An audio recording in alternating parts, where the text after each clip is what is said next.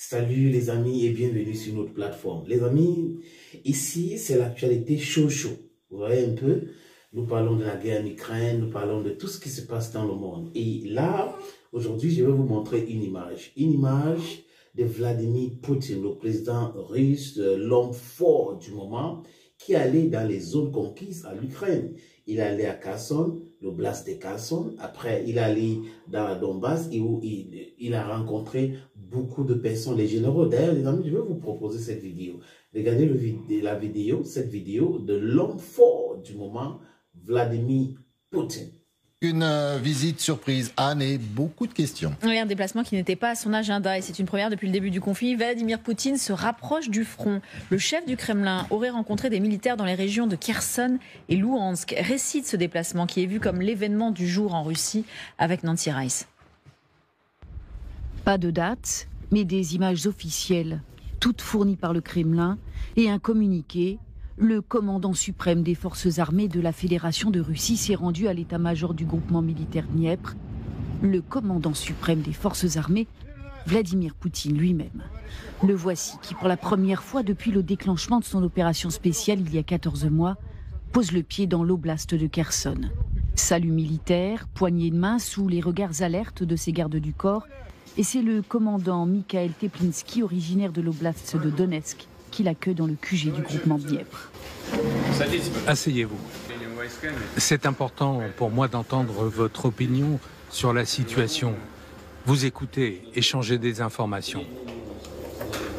Se rendre compte de la situation sur le terrain ou se montrer avec des militaires, Vladimir Poutine, à qui on a reproché de ne pas être allé sur le front comme son homologue Volodymyr Zelensky, s'en rapproche. Une manière pour lui de reprendre la main sur un deuxième terrain, celui de la communication après la séquence diffusée hier de son allié encombrant Evgeny Prigojine dans les souterrains de Bakhmout.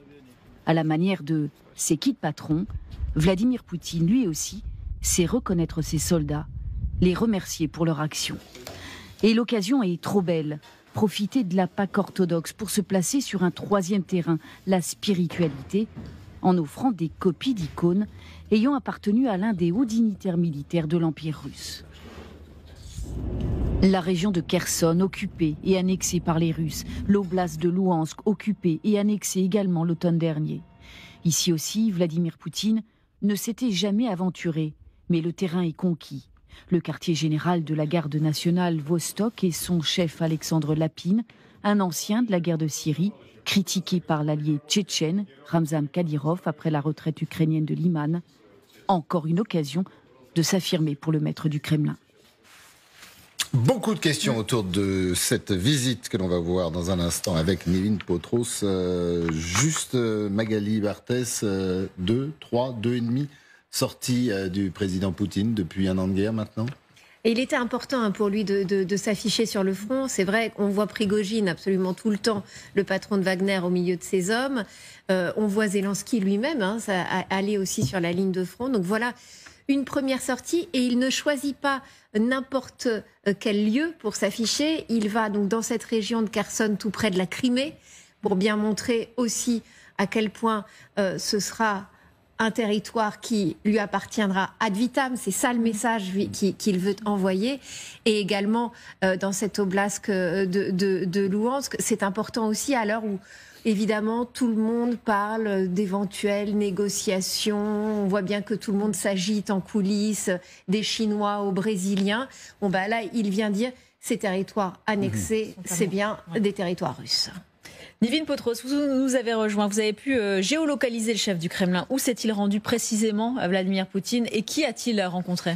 Alors ce déplacement, vous l'avez compris, il s'est donc déroulé en 2 étapes. La première étape, c'est dans l'oblast de Kherson. Je vous rappelle que les Russes occupent toujours la rive droite du Dniepr, les Ukrainiens la rive gauche, notamment la ville de Kherson. Et ce qui est très intéressant, c'est que Vladimir Poutine, il ne s'est pas rendu dans cette zone, non loin de la ligne de front. Il s'est rendu finalement presque à l'opposé, puisque son hélicoptère a atterri à l'aéroport d'Enivske. On le voit d'ailleurs sur sur... alors pardon, je vais revenir en arrière. On le voit d'ailleurs sur cette vidéo, c'est les premières secondes de la vidéo diffusée par le Kremlin. Cet aéroport qu'on reconnaît assez aisément à sa pelouse. Un autre indice permet de géolocaliser avec précision le maître du Kremlin. Vous l'avez entreaperçu, eh bien c'est tout simplement ces quelques secondes. Vous le voyez, on le voit ici pendant très furtivement un panneau. Eh bien c'est tout simplement un panneau d'entrée de la ville que nous sommes parvenus à géolocaliser avec précision. Vous le voyez, il est situé juste là, ce panneau qui prouve bien, eh bien que le véhicule dans lequel se trouvait Vladimir Poutine, en tout cas, est passé devant ce panneau. Le panneau d'entrée de la ville, eh bien, il est situé vraiment à quelques centaines de mètres seulement de l'aéroport. Le véhicule a ensuite, eh bien, filé en direction du quartier général.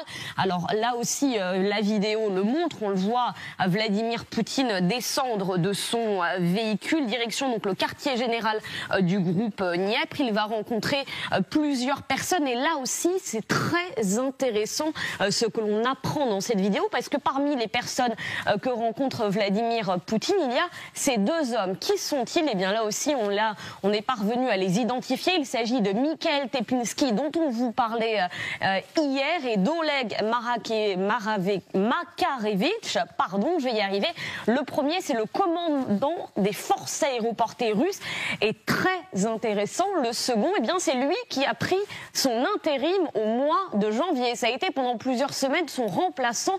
Pourquoi remplaçant? Eh bien parce que Teplinski, il a été mis de côté, considéré trop proche de Wagner, considéré aussi trop critique de Gerasimov. Il a été limogé, mis sur la touche pendant quelques semaines, et puis finalement on a appris hier qu'il a retrouvé ses fonctions de commandant des forces aéroportées russes. Son champ de compétences pourrait même être élargi, preuve effectivement eh bien d'un dégel peut-être des relations entre le Kremlin et le groupe Wagner, puisque c'est donc un proche de Prigojine que Vladimir Poutine a rencontré pendant cette première étape. Nivine, il y a une seconde étape, l'oblast de Louhansk. Exactement. Visite présidentielle. Exactement. Et cette fois, ce qui est très intéressant à observer, c'est que contrairement à la première partie de cette vidéo, eh bien là, on devine beaucoup moins aisément où le maître du Kremlin s'est posé. On le voit en hélicoptère survoler la mer d'Azov, quitter donc ces régions. Son hélicoptère va ensuite se poser dans l'oblast de Lugansk.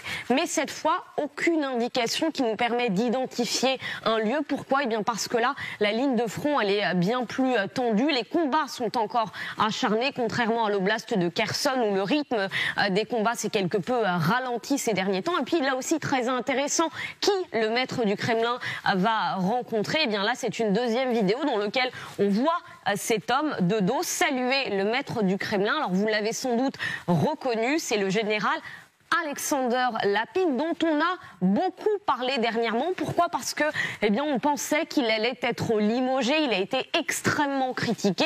Finalement, il a même eu une promotion puisque c'est désormais le chef d'état-major des forces terrestres. Et là aussi, cette rencontre, elle est très pertinente puisqu'elle prouve encore une fois la détermination de Vladimir Poutine dans ses choix, dans le commandement russe qui est le sien. Vidéo donc au-delà de l'aspect communication très intéressante sur eh bien le plan militaire. Vous avez vu cette vidéo, c'est Vladimir Poutine. Il montre au monde entier qu'il est puissant, qu'il est fort. Vous savez, on disait que Zelensky allait au front, Prigojine allait au front.